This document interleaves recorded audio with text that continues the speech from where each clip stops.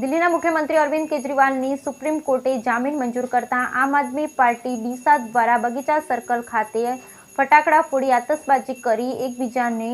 મોં મીઠું કરાવ્યું। દિલ્હીના મુખ્યમંત્રી અરવિંદ કેજરીવાલ છેલ્લા કેટલાક મહિનાથી તિહાર જેલમાં બંધ હતા, ત્યારે દેશના સૌથી મોટી સુપ્રીમ કોર્ટે દિલ્હીના મુખ્યમંત્રી અરવિંદ કેજરીવાલને જામીન આપતા સમગ્ર ભારત દેશમાં આમ આદમી પાર્ટીના હોદ્દેદારો અને કાર્યકર્તાઓ ખુશીનો માહોલ છવાયો। ત્યારે આજે ડીસા શહેર આમ આદમી પાર્ટીના કાર્યકર દ્વારા દિલ્હીના સીએમ અરવિંદ કેજરીવાલજીને જેલમાંથી મુક્ત કરવામાં આવ્યા, તેને લઈ આમ આદમીના કાર્યકર્તા હોદ્દેદારો બગીચા સર્કલ પાસે ફટાકડા ફોડી અને આમ આદમી કાર્યકર્તાને મીઠાઈ ખવડાવી એકબીજાનું મોઢું મીઠું કરાવ્યું હતું અને આમ આદમીના સર્વે કાર્યકર્તાઓએ આનંદની લાગણી અનુભવી હતી। કાર્યકારી પ્રમુખ ડોક્ટર રમેશ પટેલે જણાવ્યું હતું કે ભાજપની જોડો તોડો નીતિ અરવિંદ કેજરીવાલજીને જેલમાં મૂકવામાં આવ્યા, તેને લઈ સુપ્રીમ કોર્ટ દ્વારા અરવિંદ કેજરીવાલજીને જેલમાંથી આજે મુક્ત કરવામાં આવ્યા। આ કાર્યક્રમમાં ડીસા સાંઈબાબા મંદિર પાસે કરવામાં આવ્યો અને આ કાર્યક્રમમાં આમ આદમી પાર્ટીના કાર્યકર્તા મોટી સંખ્યામાં ઉપસ્થિત રહ્યા। આ કાર્યક્રમમાં આપના બનાસકાંઠા વિસ્તારના સૌ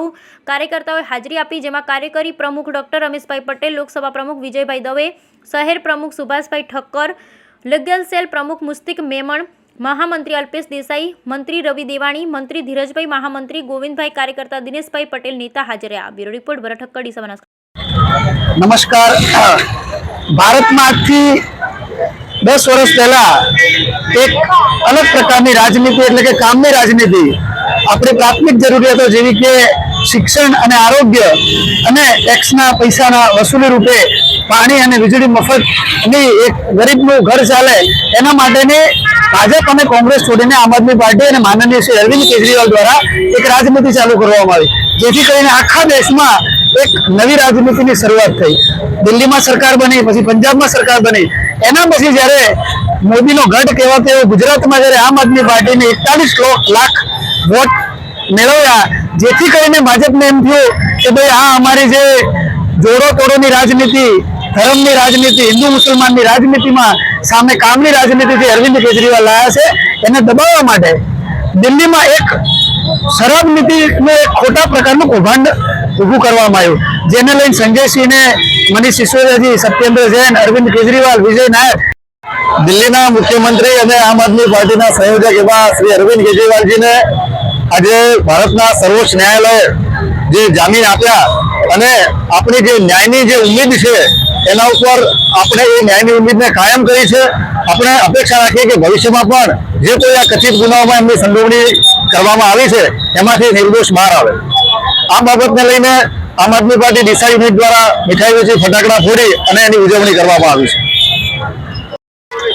દેશમાં જ્યારે રાજકીય અસ્થિરતા હતી એવા સમયે એક એવી પાર્ટીનો ઉદય થયો કે જેણે દેશની અંદર એક એવી ઉમ્મીદ જતાઈ કે જેના કારણે આ દેશના જે સામાન્ય માણસો છે, ગરીબ માણસો છે, શોષિત છે, એ લોકોને એવું લાગ્યું કે હવે અમારા માટે આ દેશમાં સોનાનો સૂરજ ઉગ્યો છે। ત્યારે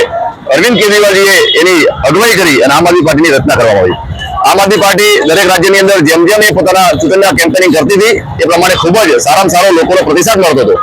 પરંતુ સત્તાધારી પક્ષ જે અત્યારે ભારતીય જનતા પાર્ટી છે એમને એવું લાગ્યું કે ક્યાંક ને ક્યાંક આ પાર્ટી અમારા મુકાબલામાં આગળ આવી જશે, તો એમણે એક કથિત એવું ષડયંત્ર ઊભું કર્યું કે જેને શરાબ નીતિ કહેવામાં આવે છે। એ શરાબ નીતિના અનુસંધાને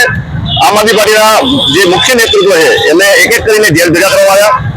એ લોકોને એટલા પ્રતાડિત કરવામાં આવ્યા કે એ આ પાર્ટી ક્યાંક ને ક્યાંક ન ચાલે, આ પાર્ટીનો ક્યાંક અયોગ્ય સમયે આ પાર્ટી બંધ થઈ જાય, પરંતુ એવું ના થયું અને કાર્યકર્તાઓ લડતા રહ્યા। આજે સુપ્રીમ કોર્ટે એક સારું ડિસિઝન આપી અને માનનીય આમ આદમી પાર્ટીના સહયોગી દિલ્હીના મુખ્યમંત્રી અરવિંદ કેજરીવાલજીને આજે જામીન આપ્યા છે અને એ જેલ મુક્ત થયા છે। મિત્રો,